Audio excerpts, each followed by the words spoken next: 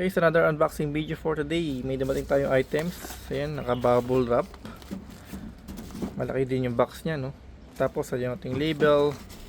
Kung okay naman, wala namang sign ng kung ano, no? Saan natin siya. Ito na.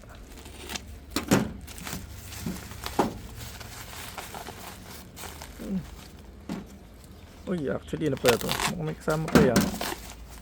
Ohoy. Ito yung ating switch socket key. Okay. So meron lang pala siyang ano, no? 146/86 waterproof box lang pala yun. Ito. Okay.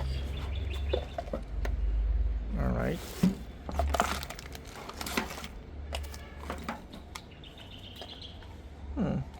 Okay, pang outdoor talaga siya. Ang laki pala, no?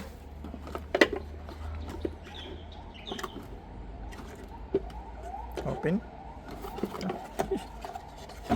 Tama. Ano ba? Open, ayun. Tataas pa to. Hindi na siya, yun. Ito na siya.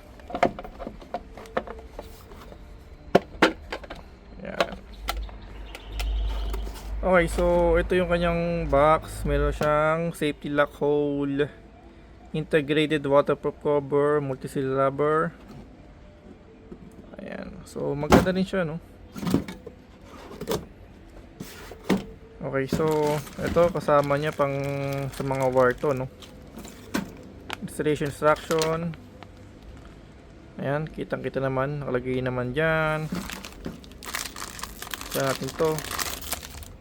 Ano ng Libisco Skyflex Okay, ito siya guys. Isa yung switch. Ayan, sakto diba? All good siya guys, no? Ito naman ngayon, ilang baht? Check natin dito. So actually yung kanyang live wire, tapos meron siyang ground, no? Maganda, may kasama siyang ground. Ito ba, meron siyang dito, oh. So may pang ground din siya dito, no? Parang kukonekta mo to konekta dito. So magkakaroon siya ng ground. Di ba? So 5 yung kanyang sa charging to panigurado. Merong 5 volts, 2.1 na milliampere saka 1.5 milliampere. So actually USB type C fast charger na yun.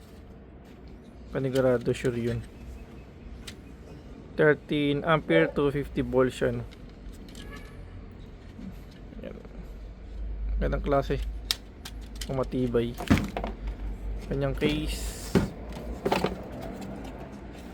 Ayan. So yun lang guys, and thank you for watching po, no?